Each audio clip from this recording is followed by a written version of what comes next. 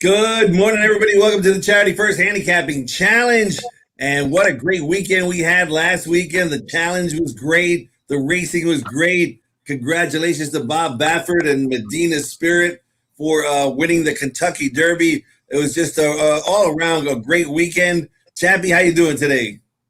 I'm doing good, but not as well as you are. Great pick on Medina Spirit, Georgie. I never saw it coming. And the contenders for the Preakness are dropping like flies, it seems, this week. So hopefully I'd love to get our comments from our two esteemed guests on all the happenings of the Triple Crown world. All right, before we get to our guests, though, we do want to remind you that, we're trying things new. And ExpressBet, every Friday, I think we're going to try to have a tournament. And it's one of my favorite tournaments because it's so easy. It's only $40 to get in. The VIG sort of is just $10. And then you're betting real money for the rest of the $30. And I think it's a feeder to tomorrow's tournament on ExpressBet, a $500 tournament. So I love playing tournaments. It's very exciting. And I know that so do our guests today. And Chappie, who you got today? Anybody who's played a tournament or two? My man seems to win every tournament he flies out to LA for. He's in his Chicago man cave right now. Gentleman Jim Bennis. What's going on, Jim? Not much, buddy. How's it going? It's good. Better than last time when you were actually handicapping while on live while driving an Uber. That was the best. Time. Let it go. I'll never forget that. And drinking a coffee and Uber, beer. It was a coffee. Beer. He had an old style with a form in his hand while driving, while live on TV, and he didn't kill anybody. And he won. And he won. Jim, get back in the car. That was more fun. Oh, and it was a Flintstones car. He was actually pedaling it with his feet on the ground. It was like so it's now through the courtesy of Jim's 2 feet. They've changed the lyrics. Yeah, through the courtesy of Jim's 2 feet. That's it. All right, my guest is also out in Chicago. She loves the Cubs. They love the Cubs. No, they don't love the Cubs. Oh, yeah. No. The hair has nothing to do with baseball. Although the Cubs beat the Dodgers, man. Whoa, they swept the Dodgers. 3 times. It's our moment in the sun. It only goes down from here, but I'm going to give it to everybody while I can out in LA. You better. Nicole, you still working out there in at Arlington, or where are you working at now? Yeah, I mean, racing moved across the city, so I moved across the city. I mean, right now I'm in, my man cave, if you will, because it's not a race day here today. The schedule is a little weird. So this week at Arlington, they're just racing on Friday and Saturday, Sunday. Today's Friday. Today I'm at home. But yep, the thoroughbreds moved across town, so I moved across town. Nicole, is there a chance that they might continue racing at Arlington past or no? What? It's very much a touch and go situation. Like I know that they've put it for sale. I know that the city is trying to make it such that they can't say, "Oh, you can't have gambling or can't have a track here." I feel like it's a lot of ifs and rumors and this and that without a whole lot of anything set in stone yet. So yeah, things still feel very weird. Yeah. Got it. Jim, what you have? I love that Arlington Heights stepped up and actually did something. So I mean, yeah, same. It's a plus. There's a chance now, because before I was almost under the impression that Churchill just had everybody in their back pocket, because it made no sense. It can't be beneficial to Arlington Heights. So I mean, Arlington Heights says you can't tell us what we can and can't do at our own property. I mean, they can sell it however they want, but they can't dictate that. That just seemed wrong, and they agree. So hopefully it holds true. Yeah, that'd be nice. Yeah, that'd be nice. That plant is so gorgeous. I mean, it's beautiful. Yeah. Yep. No doubt.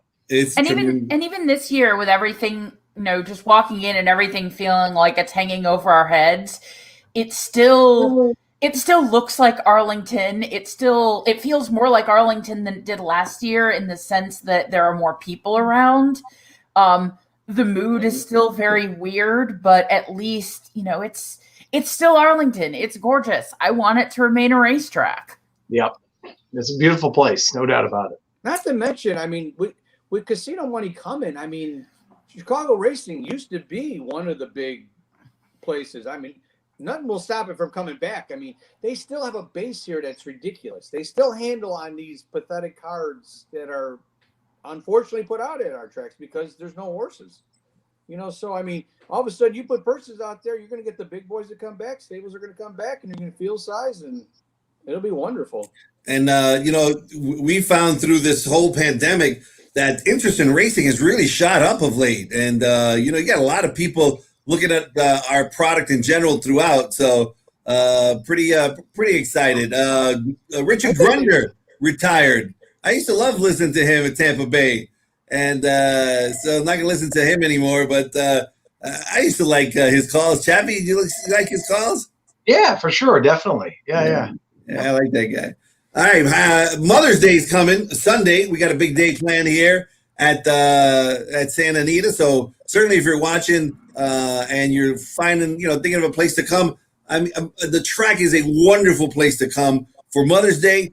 A lot of people, you know, when they get here the first time, then they end up celebrating every Mother's Day here because it's just really a spectacular time. So we encourage you to go to santanita.com and check out all the great Mother's Day offers that we have. And we're going to have chocolates and kisses and some roses for some mothers who will be walking around. So it's going to be a great day. But now it's going to be a great day for our charity, which is Karma, because we got two wonderful handicappers that are sure to take their $300 over $1,000. I feel it. It's going to be a great day here today.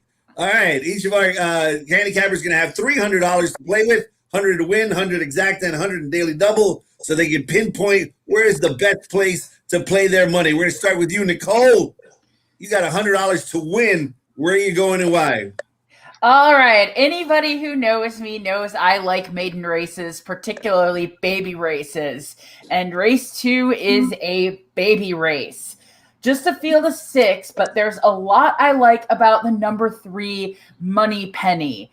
By Munnings 2-year-olds do like to fire first time out.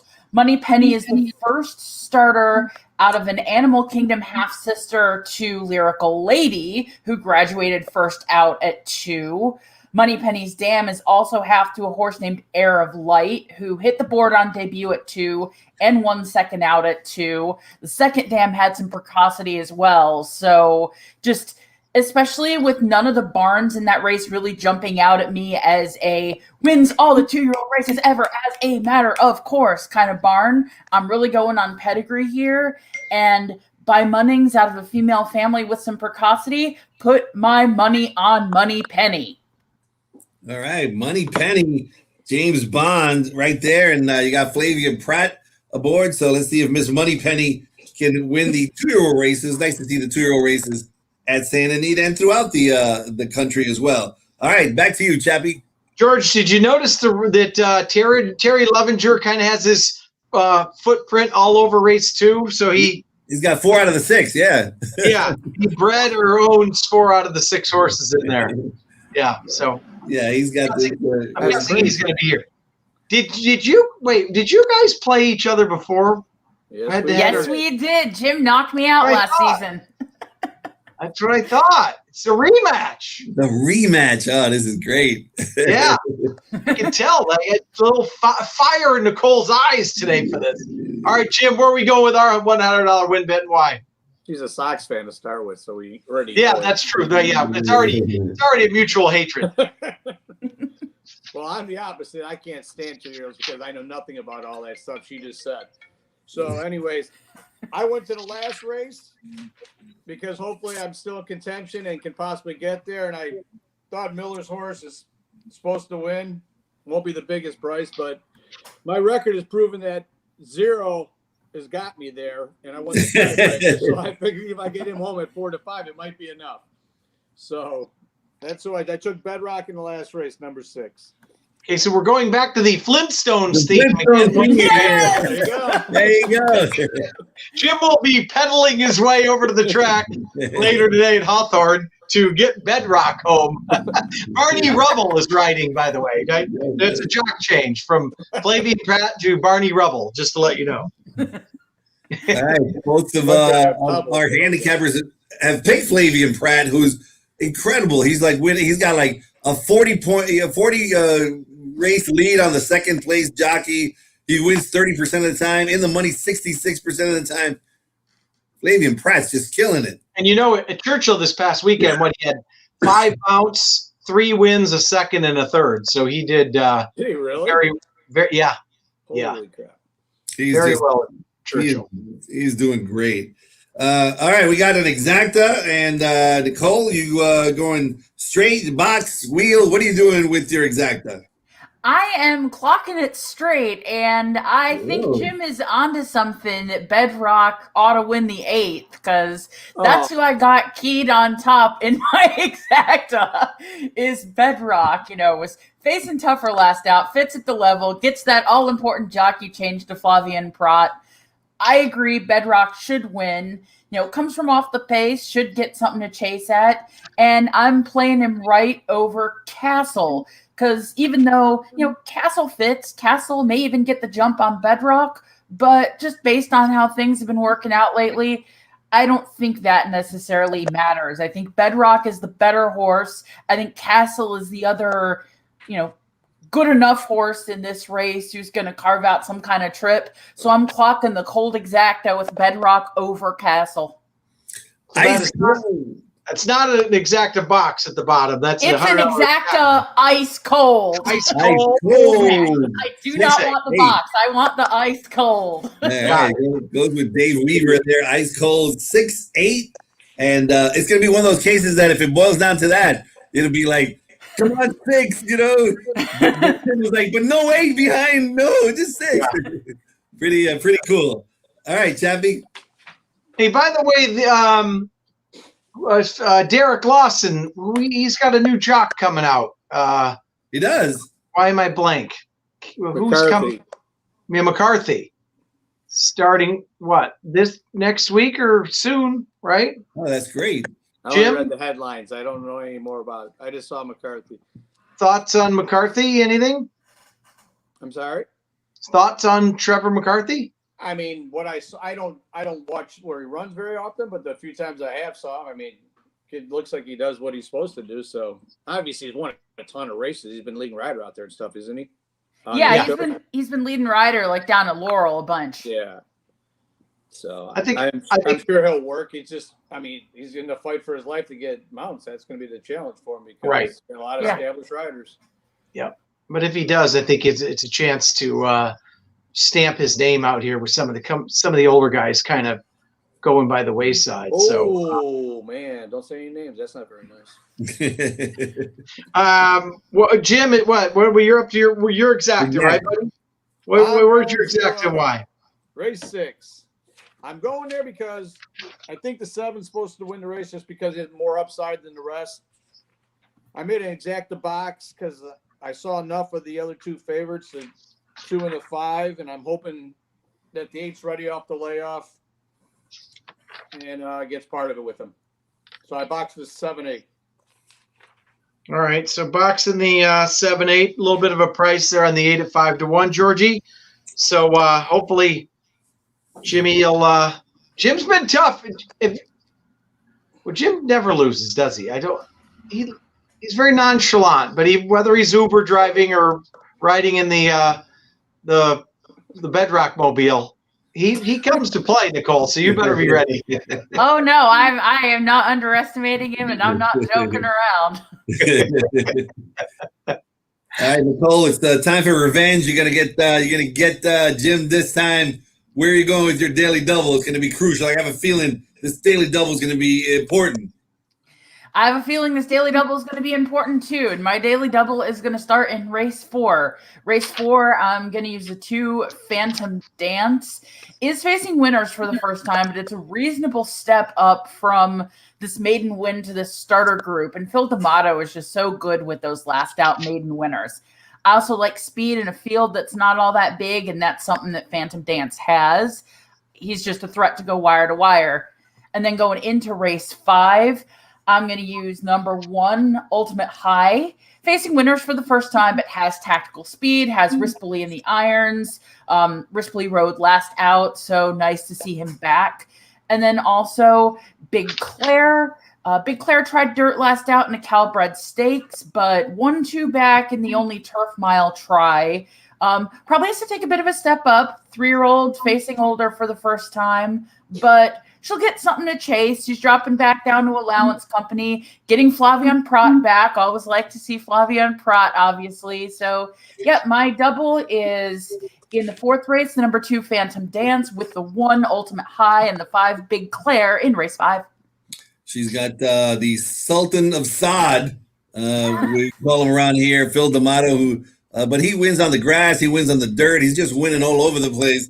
He's really on fire, hitting on all cylinders. Doesn't hurt to have Pratt and Respoli in your, in your race number 5, and those 2 guys are just riding great. Even Respoli over there in Kentucky did pretty good as well, so he looked good. So our jocks are really doing well all over the country, and it's good to see that. Chappie? All right, Uber Jim, drive us along to the double here. Where are you going and why? Man, I got my work cut out. I like your place. Outside that first starter, which I know nothing about, but the other place, I better cash. Or I better pay more than your cash is. What am I looking for? The double. Double. Yeah, I'm not cashing for much if I hit here. Back to the 6th race, where I'm hoping that the 7 is just going to go forward to the second start off the layoff and feed what I thought was a pretty poor field. And unfortunately, I'm putting a $100 double to the big chalk in the 7th race, Brickyard Ride. The horse is just so fast. I mean, I think the horse is supposed to clear off, and if it runs like it normally runs, it's going to be hard to catch. But that double's not going to pay a whole lot, so. All right, but you know what? Like you said, a lot of times that doesn't matter. Getting on the board is the key thing. Interestingly enough, I actually believe, if it's correct, I think we have 3 4 to 5 morning line favorites today, which is you don't see very often. But No. We'll chalk it out and get it home, Jim. That's all that matters. Now, George, we're going to get to the time. I have to chime in here real quick. Doesn't Jim always say that he hates chalk and will never play it, and now he's just chalking out all day? Come on, Jim. I got an Exacta box with an 8-to-1 shot. No, 5-to-1 shot. Remember, Jim? Yeah, Jim gave it to Gabe, didn't he, when he was betting chalk all day? Right. Chalk is infectious. That's right. Look at him. He's angry. When you're getting heat from the producer who never man. Wow. Unbelievable. George, tiebreaker, what do you got? You have something new. We're going to try something different. We're going to go with color schemes. Nicole, would you like, let me start with you.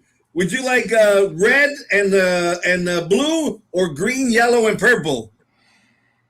Green, yellow, and purple. All right, here we go. We're going to try this. Let's see who's going to pick first. Green, yellow, and purple against red and blue. Spin the wheel. I love spinning the wheel. Let's see what was it? Blue. Jim goes first. I love the wheel. I love the wheel. He loves the wheel. that rock, paper, scissors is just, we've done that wheel looked like the wheel on his mobile in Bedrock that he used. It never stops, does it? What race are we in? The 3rd? Race 3. Race 3. Well, I'm going against one of the 4 to 5 morning lines. I'm taking the 2 Sugary to beat Pratt at the 4 to 5 morning line on the 4. So I'll have the 2 Sugary, please. Wow, I love it. Jim going with Sugary.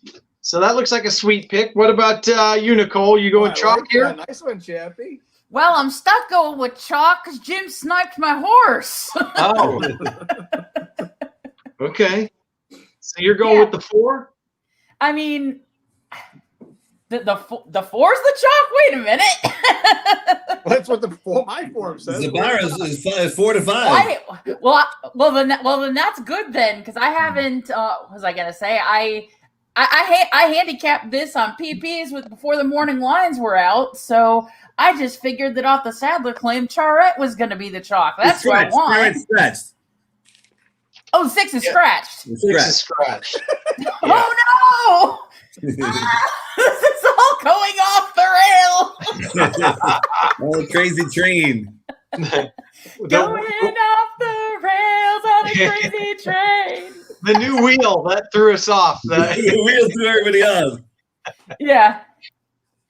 Okay, then I think I'm gonna get real stupid, because there's not a lot of speed here. I'll take the number 3, Lady Robin, to steal it. I don't see a whole lot of pace in here other than her, and I don't think this field is all that great. So I'm gonna take the $3,500 claimer from Turf Paradise to steal this thing. I do think you're right about that. That could be lone speed, and the rails are out at 30 feet, so that's I agree agree with her. Yep. Pretty I like nice. it. Had it. Nobody took 4 to 5. Nobody took No. the Fairgrounds Invader. With boot. That's amazing, right? Yeah. Well, people listening, if there's anybody out there, the 4 to 5 probably is gone. That is gone. It's a lock. Yeah. 4 to 5 is now my single in the early pick 5. No. That race 3 starts the Rainbow Pick 6, and pretty soon, I think, in the next few days, maybe Sunday, we might have an announcement as to when we're going to have a mandatory payout on the Pick 6, which is coming soon. So I know that's very exciting. So as soon as we get information on that, we'll pass it on as well. Big weekend next weekend, the Preakness, and a lot of defections, a lot of curious entries as well. Nicole, I know it's a little ways off, but what are your thoughts of the Preakness? And we'll probably get to, if you win, you're gonna have to come back Sunday and play, and we'll ask you some more. So that we're into round 3, and so if you happen to win today, I think you have to play Sunday. So what are your thoughts on the Preakness, even though it's kind of out? Yeah, my thoughts on the Preakness are I'm waiting for the field to solidify a little more so I can figure out what my thoughts even are on the Preakness. My first step towards handicapping always tends to be kind of sketching out the pace in my head, and that's a little hard to do with so much flux in the field. You know, with it only being 2 weeks after the Derby, I certainly can't blame most of these horses who raced in the Derby for, to wait for the Belmont or something else. Like, why wheel back in 2 weeks unless you think it's an uncommonly good spot? But yeah, I'm really just kind of holding out for the field to solidify. But very interesting, isn't it, that Concert Tour will be going in there as well for Baffert? That's so weird. Like, I've been scratching my head on that all week. Yeah. That's going to be very interesting just from a pace standpoint alone, especially him having the Derby winner. They both like to go to the front. So, yeah. Jimbo, any thoughts on this? Well, first off, I'm old school. I think 2 weeks is plenty of time for any athlete to recover. So I don't like the whole idea I'm going to skip because it's only 14 days friggin' away. I mean, that's ridiculous to me. But anyways, besides that, my thoughts would be, I agree with her. I don't have any idea what the field's going to look like, but I'm thinking there's going to be value because, I mean, I assume Medina Spirit's going to be overbet, and I would have to play against it, especially if Concert Tour's in a array. I mean, he might scratch too, for all I know. But I mean, the horse is going to get pounded, and usually I don't pound chalks like I did today. if Concert Tour, the Derby winner always gets pounded. So if you like someone other than Medina Spirit, the Preakness is going to be a great betting race. But if Concert Tour and Medina Spirit are both in there together, Concert Tour will be the favorite over Medina Spirit. Should be, but you never know it. There's a lot of common money in those pools because that's true. It's a different game when it's all of a sudden. And there's a lot of fans who really don't follow the sport and probably never even heard of Concert Tour. Bet the Derby winner. Yeah, they just bet the Derby winner. It's like, oh, Medina Spirit, So, but if Concert Tour does beat Medina Spirit and thwarts his chances of winning a Triple Crown, that's just going to be a weird situation, right? It's just. I don't think he thinks he's good enough to win the Triple Crown, to be honest with you. But who knows? Oh, we can say that out loud? But, Mandaloon's not running. Essential Quality is not. King Fury's not running. A lot of the contenders are not running. You're getting some wacky outside of Concert Tour. There's going to be a lot of 20, 30, 40 to 1 shots going up against Medina Spirit. If not for Concert Tour, I would say Medina Spirit, with the defection of all the other real contenders, might be, 4 to 5. Yeah. Oh, no doubt about it. Yeah, it's just amazing. I thought a few of them would come back. It's shocking. I know, man. You at least get 2 or 3 back in there, but We'll see. Like you said, let's wait And till you that. think the reason is the 2 weeks, though? Do you think that's the main reason? I liked it. Is that why they're bypassing the race, you think? I don't know if it's necessarily the main reason. I'm sure that's some of their reason. I wouldn't necessarily say it's all of them, but it's just so common nowadays for horses or for trainers to say, nope, we're taking more time than that. Yeah, see, I think that is the main reason. I mean, to me, that's ridiculous, though. Hey, Chappie, you're in the show. Hey, stop talking off screen. sorry. I was getting my statistician in case I needed something for a couple stats on the Preakness, but never mind. We will have once again, as we had in the Derby, we're going to have for the Preakness Steve Cawthon. So he shed some insight. So it was great to have in. Tapatia was on that day. Thanks for watching and listening, Tapatia. I don't know if I'm pronouncing your name right, but we got some good fans watching these shows, and a lot of people are taking your advice and they're betting what you're suggesting. So hopefully you guys will do well, raise some money for Karma, and continue your great work. Nicole, thank you so much. Have a great time there. Hopefully this is not Arlington's last meet, and we'll see plenty of you at Arlington in the future. All right. Thank you so much for having me back on here. All right. Jim, as always, great to have you on the show, and especially you two going at it again. It's pretty cool. Battle of Chicago. It's the old Windy City Challenge right here, Georgie. Right here. Don't forget, sign up for that $40 contest. Go to ExpressBet or First Bet and make sure that you sign up. It's really easy. $40. You're going to be playing the races anyway, and you're going to have a lot of fun, and you might qualify for the $500 tournament tomorrow. Any last words, Chappie? Nope, that's it. Good luck to both of you guys, and thanks again, and we'll see what happens, and then we'll talk to one of you probably next Sunday, and we'll have a little recap of the Preakness. All right. Like a